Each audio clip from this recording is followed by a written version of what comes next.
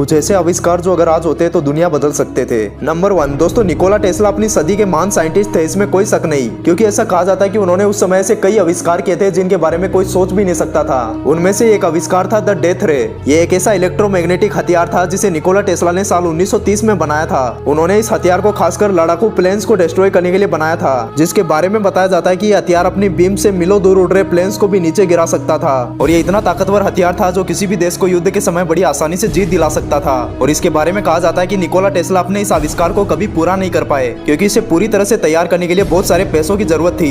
लेकिन उनके बहुत कोशिश करने के बाद भी कोई भी व्यक्ति उनके इस आविष्कार पर पैसे खर्च करने के लिए तैयार नहीं था। और ऐसे में टेस्ला की मौत के साथ ही ये आविष्कार भी इस दुनिया से पूरी तरह से खत्म हो गया। नंबर 2 साल 1951 के आसपास Austrian psycho analyst William ridge ने एक ऐसी मशीन का आविष्कार किया था जो किसी भी मौसम में बिना कोई समय के बारिश करवा सकती थी। माना जाता है कि उन्होंने एटमॉस्फेयर में एक ऐसी नई एनर्जी को खोज लिया था जिसे वो अपनी डिवाइस से मैनिपुलेट करके बारिश करवा सकते थे। साल 1953 में सूखे के दौरान कुछ किसानों ने विलियम रिज से गुजारिश की थी कि अगर वो उनके खेतों में बारिश करवा सकते हैं तो उनकी फसल बर्बाद होने से बच जाएगी। ऐसे में विलियम रिज ने अपनी उस मशीन को पहली बार 6 जुलाई 1953 के दिन इस्तेमाल किया था। उन्होंने सुबह के वक्त अपनी उस मशीन को चलाया और शाम तक बारिश शुरू हो गई। उनके द्वारा बनाई गई मशीन वाकई में साइंस का एक अनोखा चमत्कार था, लेकिन इसके बाद वे अपनी उस मशीन का इस्तेमाल फिर कभी नहीं कर पाए, क्योंकि सरकार ने उनके इस आविष्कार को गैर कानूनी घोषित करके उस पर हमेशा के लिए रोक लगा दी। नंबर 3 दोस्तों, निकोला टेस्ला के महान आविष्कारों में से एक द ह्यूमन डुप्लीकेटर नाम का एक आविष्कार भी था। यह उस समय की बात है जब टेस्ला टेलीपोर्टेशन वाली मशीन पर काम कर रहे थे। टेलीपोर्टेशन मतलब किसी भी इंसान या किसी चीज को एक जगह से गायब करके दूसरी जगह वापस लाना।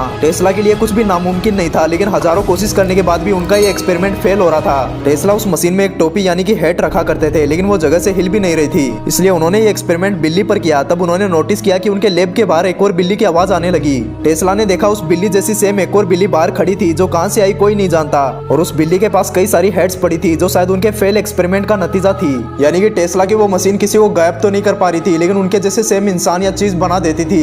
कहा जाता है कि टेस्ला से अनजाने में यह आविष्कार हुआ था, लेकिन फिर उनकी मौत के बाद उनका यह आविष्कार कहां गायब हो गया किसी को नहीं पता। नंबर 4 डेविड पेट्रिनो नाम के एक इंजीनियर ने प्लाज्मा बैटरी का आविष्कार किया था, जो इतनी कमाल की बैटरी थी कि उसे एक बार चार्ज करने पर वो 3 साल तक आराम से चलाई जा सकती थी। इसकी साइज नॉर्मल बैटरी से बहुत छोटी थी। उन्होंने इस बैटरी से अपने पूरे घर को रोशन कर दिया था।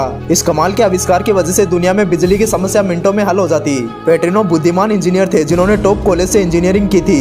जैसे ही उन्होंने यह आविष्कार किया तो उन्हें मिलिट्री ऑफ मॉस्को से इन्विटेशन आया।